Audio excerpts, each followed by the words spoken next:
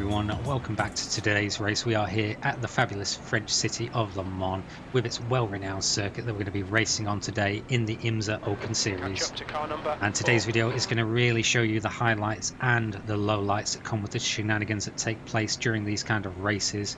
I'm going to show you exactly just how brutal this has been this week.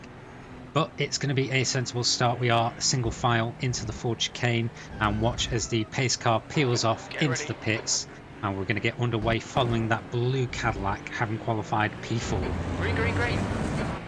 So it's cold tyres on this opening lap. I have done a few races so far this week, so I should know exactly what I need to do in order to survive.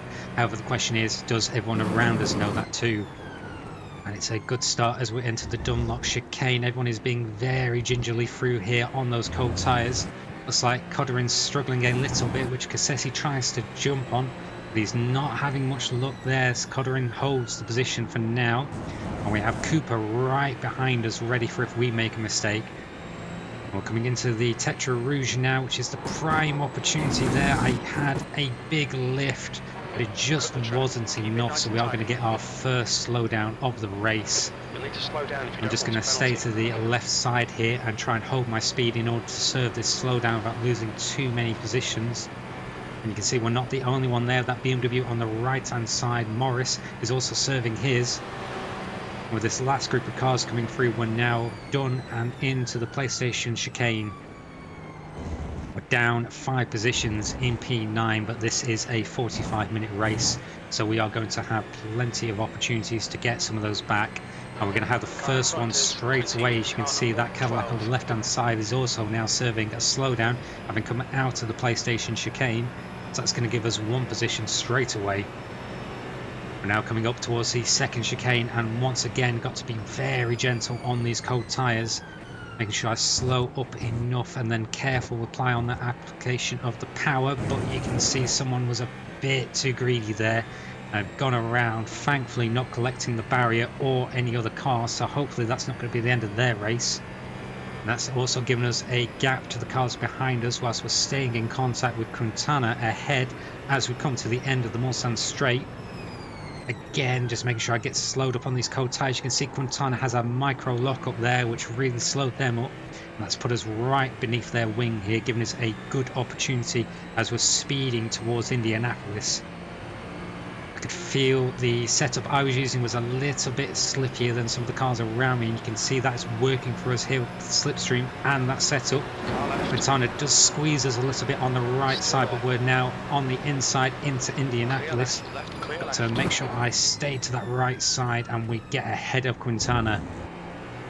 That's going to be important for us now because I really want to start chasing down those cars ahead of us. I do have a little bit of a lock up there. It's not cost me too much time. Quintana is doing very well to stay with us on this opening lap, and we're not alone there as we have a number of cars still right behind us. We're coming up to the Porsche curves and the tyres are certainly not up to temperature yet, so I do have to be careful through here. Again, another big lift, but we're now firmly on the power through these 2 left-hand curves, and then a big dab of brakes, and make sure I stay to the right-hand side here. And now throw the car to the left as much as possible and get back on the power. That's worked out nicely for us. We managed to pull a gap to Quintana, and we've managed to get a little bit to the group ahead of us. And now we're going to make up even more time through the Ford chicane, really abusing the downforce and grip of these cars. Thankfully for the start of this race there weren't too many incidents. However, the LMP2s were going to suffer the most of them here, especially with such an aggressive start there. You can see they're 3 wide into the first corner. And that white and green one there has locked his rear tyres, and that's sent him around and been collected. And the GT3 traffic is now coming through, so they've got very little chance to rejoin. Perhaps spooked by that, this white and red car is going to make a similar mistake coming over the curbing. They're going to spin around, but thankfully the sand is there to stop them from going into that barrier. Perhaps a little bit more aggressively though, this chrome Ferrari is going to make an audacious move down the inside of that Acura. They didn't really leave the space for them there, which results in a horrible racing incident and that poor Acura into the barrier. We rejoin our race now on lap 2. We have been catching up to Cooper with Quintana right behind us as we're going into the PlayStation chicane. Cooper's gone in very deep and locked up the rear, sending him around. Unfortunately, he's gone into the barrier, but he's not alone. There's another car off into the sand there. So let's have a quick look exactly what just happened. And once again, it is that Chrome Ferrari, this time misjudging his braking point completely, but still sending another victim off into that shadow realm. Now, it took a few laps just to catch up to the group ahead. However, you can see they are all still clumped up quite nicely. So if we play our cards right here, we might not just get our position back, we could also get a race win. And as we're coming up to the PlayStation chicane, we once again get an opportunity here. Josh goes deep, so we are going to compromise our exit a little bit and go around his outside using that power and grip of the Ferrari. And we managed to get ahead of him there. However, that has cost us some time to the cars ahead, because you can now see Stadelman has pulled a 1.3 second gap to us. So it's now going to be up to me and Josh to maybe work together in order to claw back that time now, because you can see he is firmly lodged in our slipstream as we come into the second chicane. Really pushing on these warm tyres now. You really got to abuse some of the track limits here at Le Mans in order to be competitive. And especially when you see some of those high rating drivers going around here, they really push the limits of what should be possible. Still, that has worked a little bit for us. We are still in touch with Stadelman, only 1.2 seconds ahead of us as we're coming to the end of the Mulsanne straight. Josh seems to be a little bit better on the brakes here, but we managed to get an okay exit, which pulls us back ahead of him. And we're still just about in touch with Stadelman here, which will work for us, because if that group ahead start fighting, we want to be in a position to claim any positions that might present themselves. And as long as Josh doesn't make any silly moves behind us, we should be in a good chance here. Coming into Indianapolis, I'm again pushing the car as much as possible. You can see Josh really closes up on us. Might have been really slowing up a bit too much there for the second corner, but that might just be my driving style versus him. And I do not get a great exit out of Arnage there, so you can see we start losing time to Stadelman and the group ahead of us. I'm going to have to really try and push again here through the Porsche curves as we're coming up to them in order to get that time back. Josh is doing well to stay with us here, and we've also got Quintana not too far behind. However, on these warm tyres now, the car is like a UFO through the Porsche curves here. You can see just how much I'm on the power and how little I'm having to brake in order to get the car around these corners. I have a little bit of a confidence lift there, because there is a nasty slowdown on that outside if you go too wide. But we've managed to stay in touch, and now the lead group, as we're coming through the Ford chicane, has a big Constantina effect. They've really closed up on each other there, and that's slowed them all right down and brought us right back up behind them here.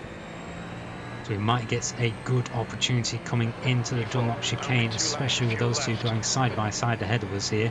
We're going to watch them carefully. We can see Stadelman gets a bad entry there, so we're going to go on his inside to the outside and get contact and push wide, which gives us another slowdown.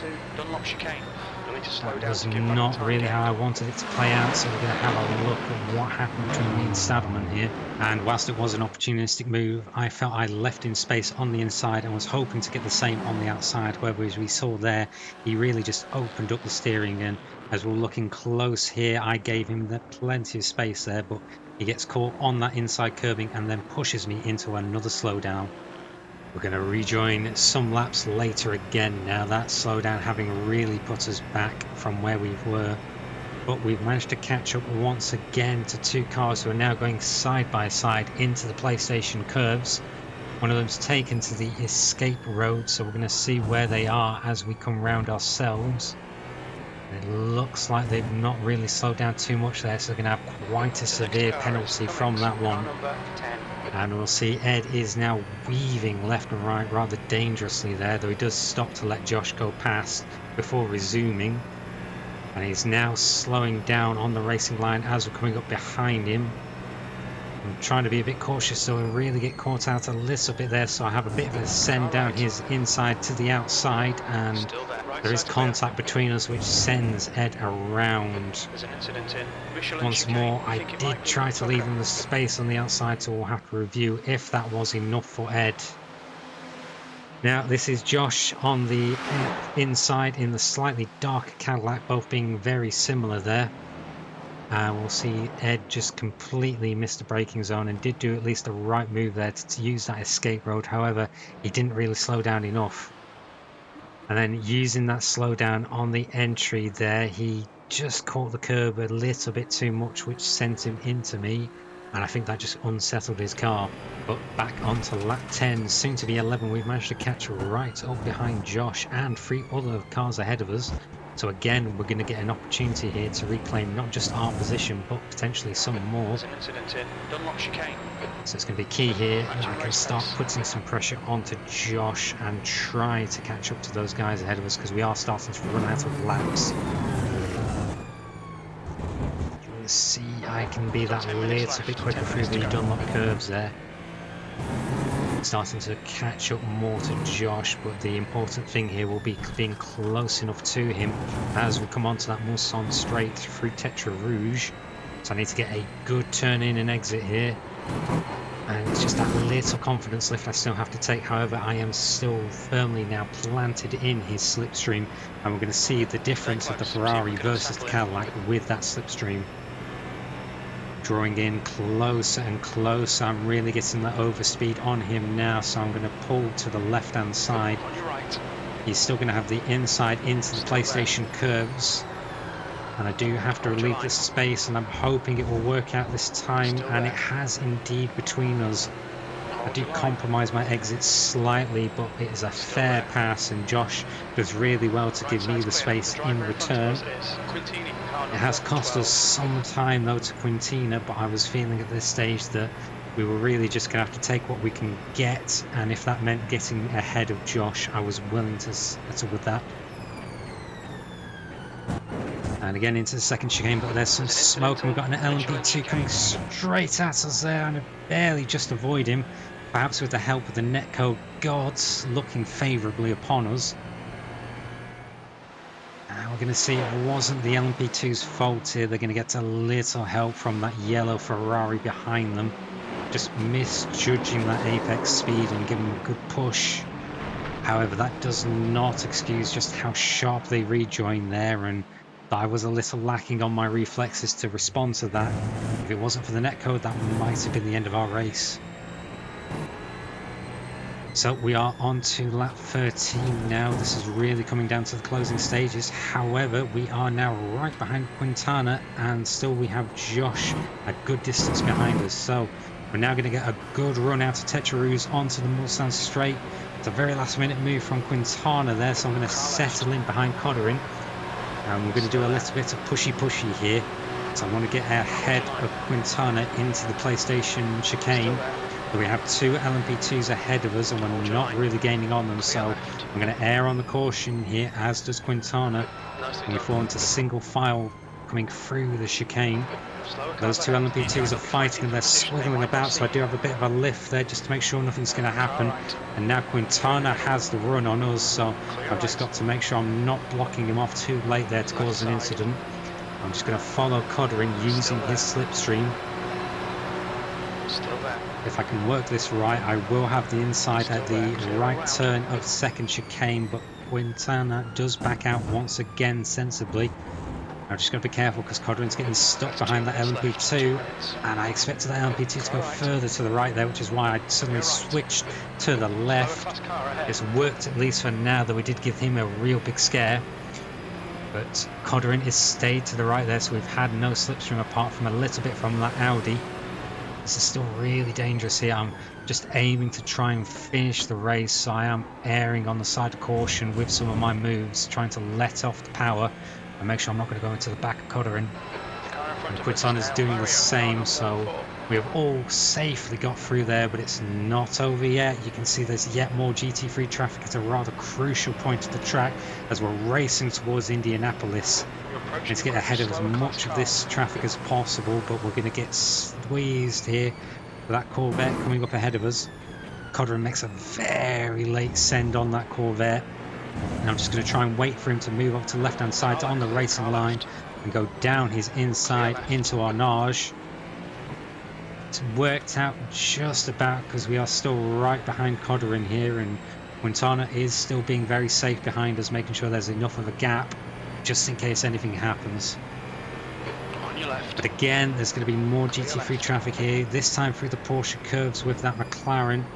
I'm going to go around his outside there, being very careful this time. But again, more traffic, and we've got smoke, but a slower Cura just about avoid them, and then get slowed up enough to get around that McLaren. It's been very dicey, but we have all three made it through safely, and there have been no GT3 casualties this time. However, we have a yellow flag on our relative, and we can see to our left that is P2 that's gone off in the Ford chicane into the barrier, which has put us all up a position, and we are now on for a podium finish if we can hold this together for one more lap. So we're entering the white flag now, so I just need to keep this together. That we're all still very closely tied between myself, Codderin and Quintana. And we do have Josh not that far behind us, so it is all still to play for. I'm pushing really hard, and I might have just pushed a bit too hard on that first corner. And there it is, I've got another slowdown. It's not the end of the world yet, I just need to get around this McLaren, but I completely missed my braking point. I just decided to go across the sand in order to try and not cause any further incident. That has completely curtailed our chances at a podium. And now later on in the lap, we're coming to the end of the Mulsanne straight here. I've got this LMP2 right in front of me, and I do tap him, misjudging the apex speed, and we're caught again by Josh. My car's heavily crabbing at this point, so I've just got to pull to the side because there's no way I'll be able to finish this race now. So we'll have to review at what just happened. And firstly, I do need to hold my hands up here, as it was my mistake on that LMP2 which began this series of events. However, you'll see it was Josh from behind that caused the majority of the damage. I did sort of question if he had time to react there, and it certainly seemed like the red mist caught him as he took out some of that frustration on the LMP2. And so that is the end of today's video. Hopefully it has still been showing that even through these challenges and the opportunities, that I had a good experience to learn from here. Please let me know in the comments what you thought on some of these incidents, and if you enjoyed the video, please give it a like and subscribe, as that helps me on the channel, and hopefully I can see you again next time.